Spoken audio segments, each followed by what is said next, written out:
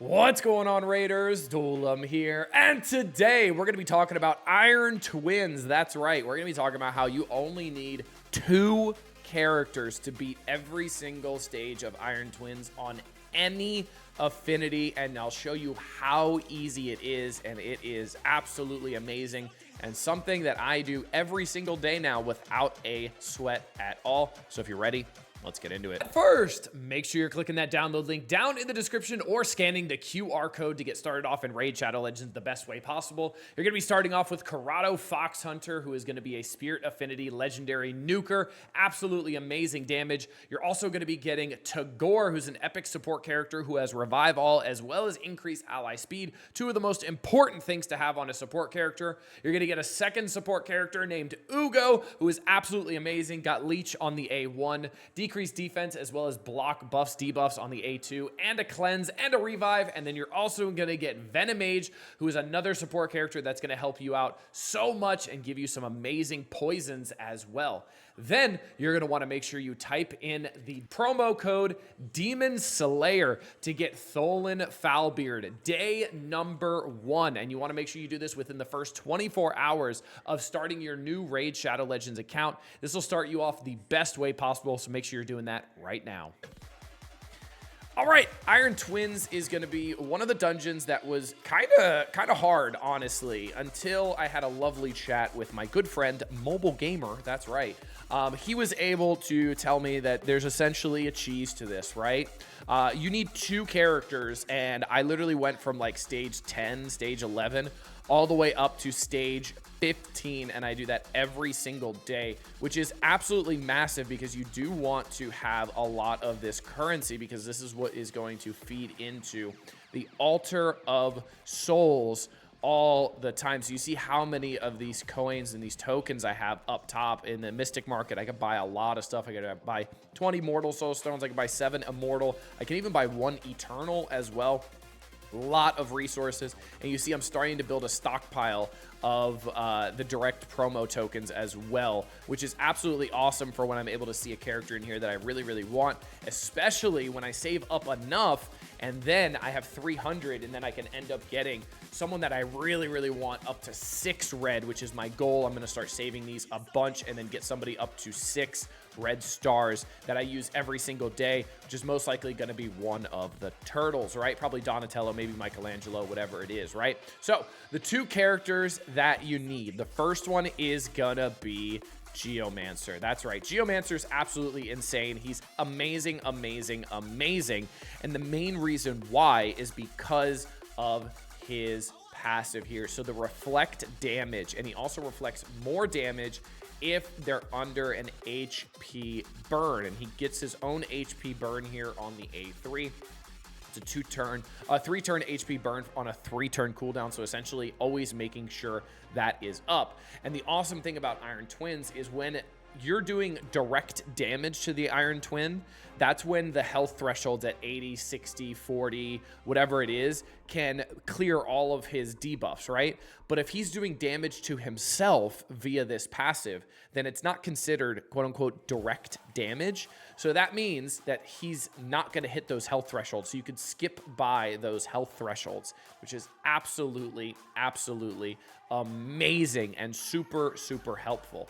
The one thing you are going to need is you do need a lot of accuracy. You see I have 457 accuracy on him here, especially when you go into a Spirit Affinity as well, because a Spirit Affinity is obviously going to be the bad affinity for him.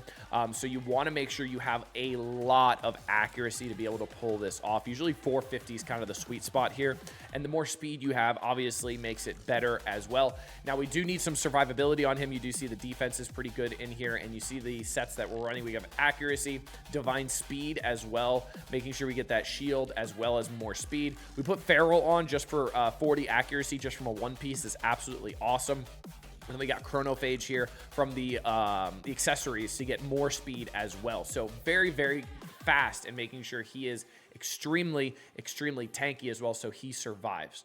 The other character that's going to be absolutely imperative to this is going to be Aox. So Aox is going to be essentially the bread and butter to this. And all he needs to do, he's just got to survive, and he needs accuracy. So you see his accuracy is even higher than Geomancer's at 519. Absolutely insane accuracy. And then he just needs to survive. That's pretty much it. You see the speed does not really matter at 140. It really does not matter at all. He just needs to kind of survive. You see he's got 16,000 extra health, so he's got 37,000 health. You see the sets that we're running here. We've got accuracy, perception. Again, that one-piece feral for 40 accuracy is the equivalent to an accuracy set at 2-piece, which is absolutely amazing. So we have that. And then we have just random pieces that give us some more accuracy, give us some speed as well.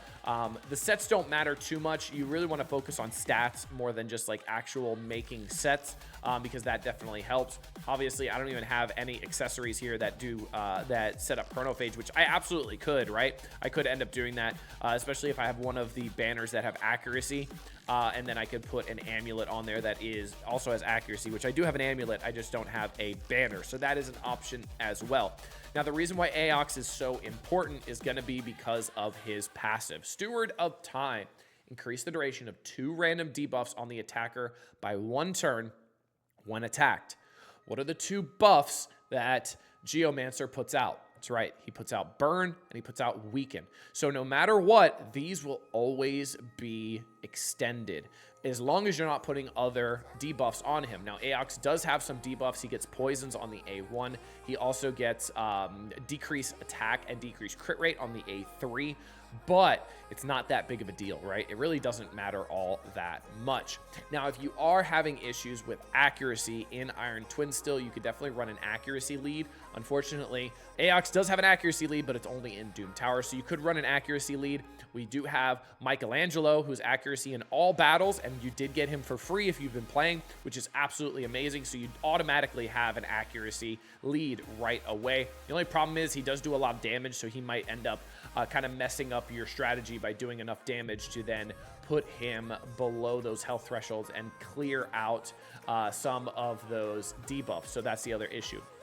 The other person that you could run that helps out but not as good and maybe can be a interchangeable with Aox, not as good though, is also Godseeker Aniri. And the reason why is because of the A2 here. Quest for Meaning, book down to a 3-turn cooldown, attacks all enemies, but it decreases the duration of all buffs on all enemies, but it also increases the duration of all buffs on all allies. So this can definitely help if you have a lot of speed ups, increased speeds, all that kind of stuff. That can be helpful, but there's nothing here extending any debuffs here. So not the best, but still can be helpful to make sure you have a bunch of buffs on you to get those increased speed, to make sure Geomancer can get to his next turn even faster and make sure he's able to get there.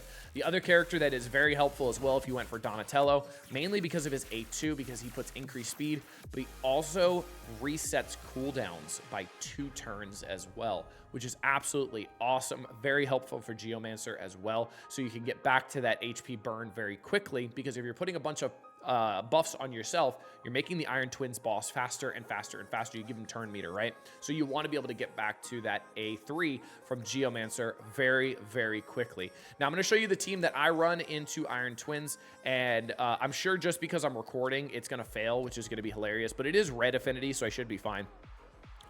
So you see, I literally have Geomancer in the leader spot. You could absolutely put Donatello in the leader spot. It doesn't matter, really. You see, I do use Godseeker Aniri here because it does extend those positive effects, the buffs on me. And then I also use Duchess as well for a lot of buffs, as well as a revive, right, in case I need it. So the idea here is you want to put a bunch of support characters with Geomancer and Aox, right? And the thought behind it is the more the more buffs that you're putting on your team, the faster the Iron Twins boss is going to go. So every time you get more buffs on your team, let's see where it says it here. So here's the health thresholds: 80, 60, and 40. And then also fills the Iron Twins turn meter by 10% whenever an enemy receives a buff. So they won't do that if the turn meter, they won't get the turn meter if they're under decreased speed, but we actually want to abuse that he's going to be filling his turn meter a bunch, because that means he's going to be going faster, and we actually just get through the battle that much faster.